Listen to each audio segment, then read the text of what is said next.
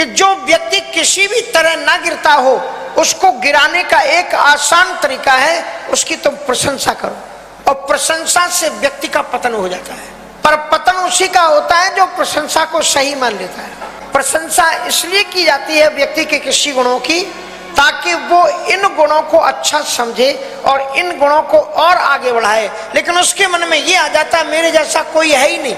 कोई भी नेता, परेता, कलाकार, एक्टर आपकी ओर ना देख रहा हो भीड़ में, आसान तरीका है उसके जरा क्लोज पहुंच करके, क्या हैंडसम चेहरा है, क्या सुंदर गला है, एक बार तो मुड़ करके देख ही लेगा। और बनेगा तो फोन नंबर भी कह दिया, यार इसका फोन नंबर लेना, बाद में बात करेंगे।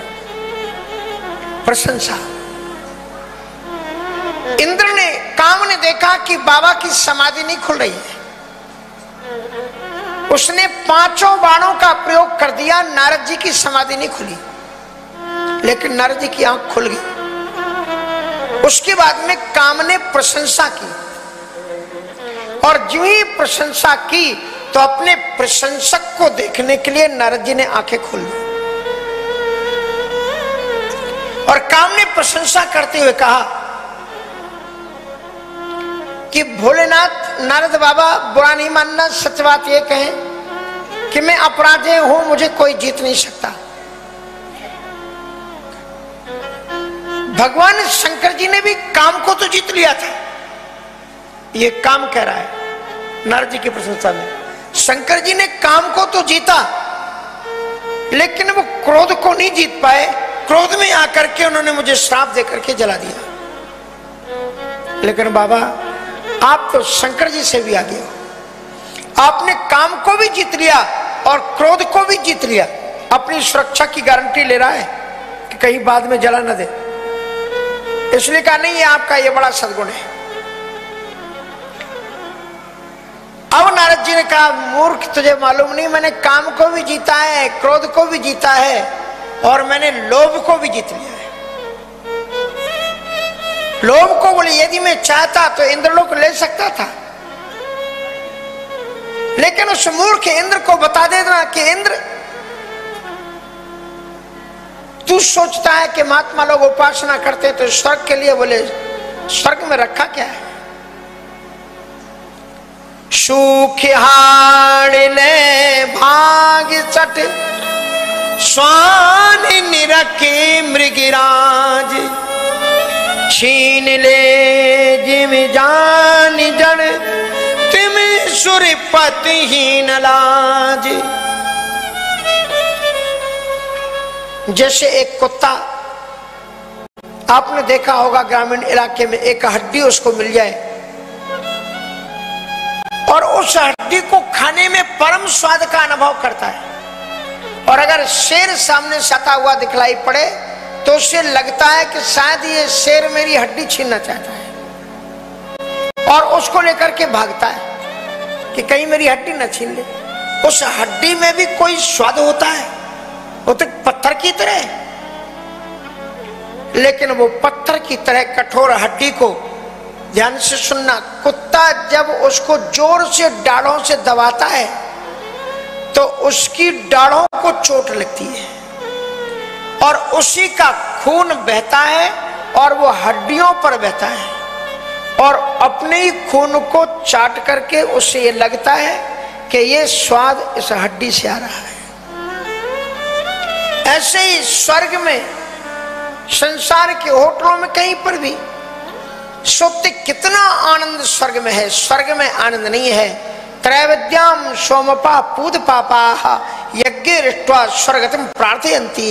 तुम्हारे जो पुण्य हैं उन पुण्यों का सुख तुम भोग रहे हो, स्वर्ग तुम्हें कोई सुख नहीं देता। तुम अपने पुण्यों को ही भोग करके क्षीणे पुण्य मर्तलोकम विशंति, और फिर इसी धरती पर आकर के गिरो। और पुण्य, फिर शंकराचार्य जी का पद शुरू हो जाएगा कि पुण्डपि जन्नम पुण्डपि मरणम पुण्यपि जटनी जठरे शयनम। स्वर्ग में कोई सुख नहीं है,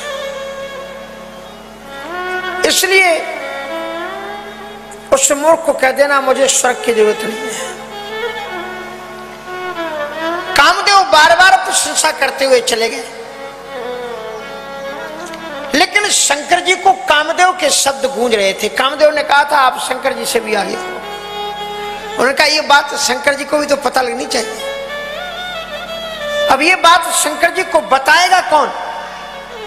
इसलिए महर्षि नारद जी सीधे वहां से चले और शंकर जी के पास पहुंचे।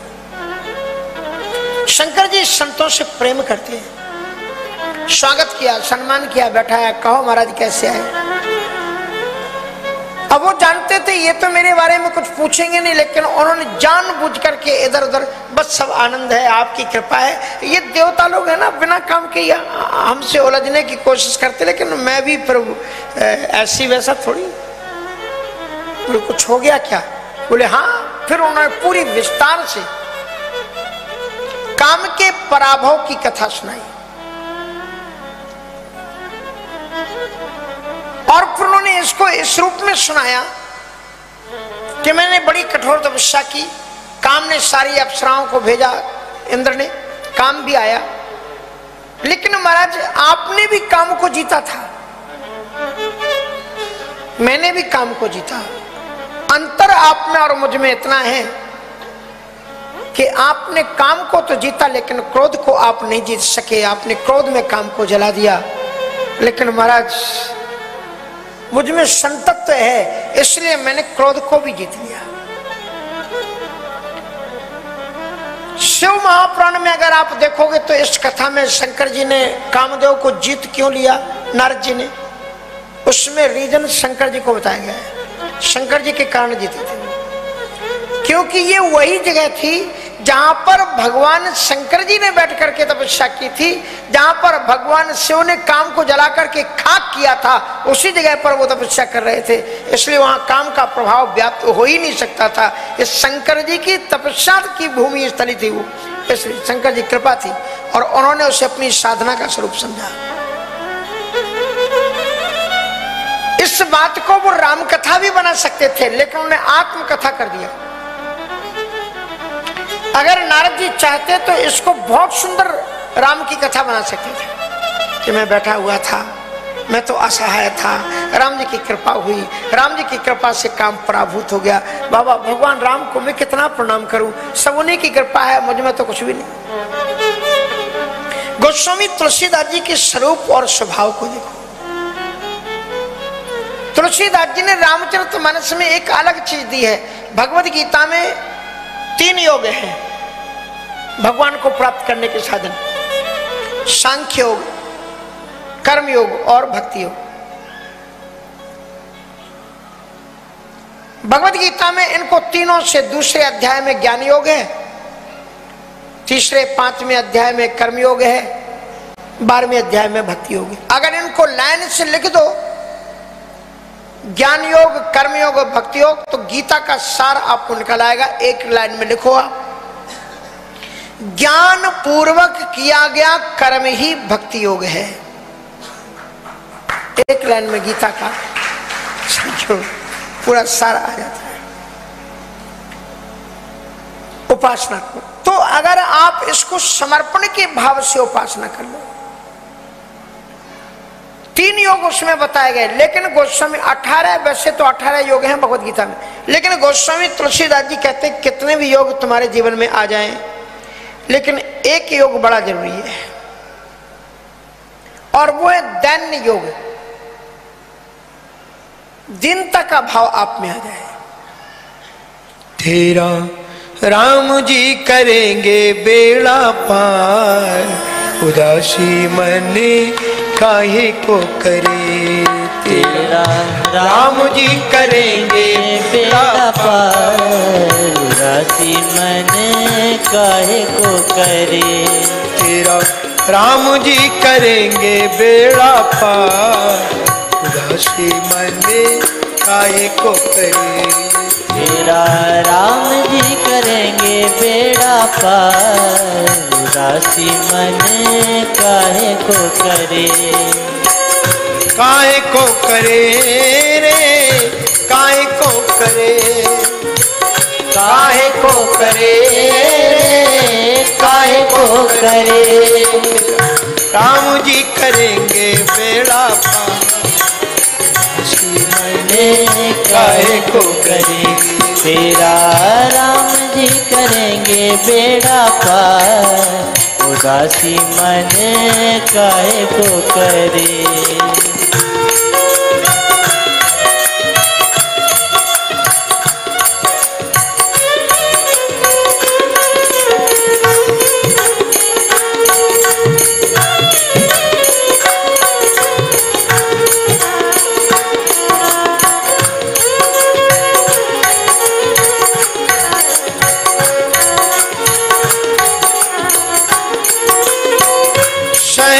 किनारा मिल जाएगा, परम सहारा मिल जाएगा। ओ सहज किनारा मिल जाएगा, परम सहारा मिल जाएगा। सहज किनारा मिल जाएगा, परम सहारा मिल जाएगा।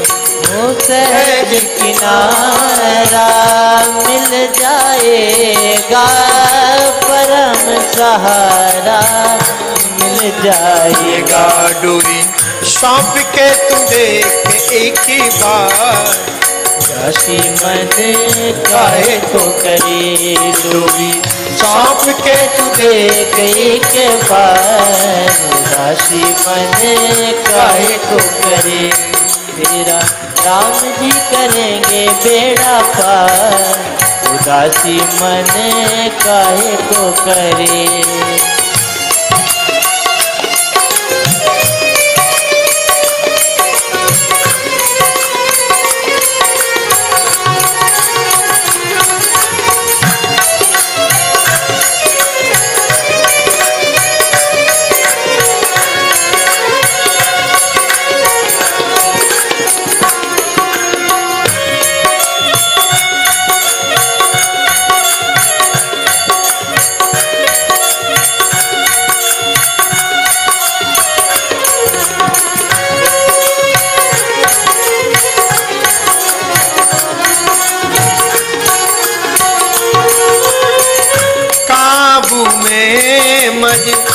भारी उसी के हाथों में पतवार उसी के। हो काबू में मझधार उसी के, हाथों में पतवार उसी के। काबू में मझधार उसी के, हाथों में पतवार उसी के। काबू में मझधार उसी के, हाथों में पतवार उसी के। डोरी सौंप के तू देख एक बार, दस्ती मने काहे को डरे। डोरी राम जी करेंगे बेड़ा पार, उदासी मन काहे को डरे।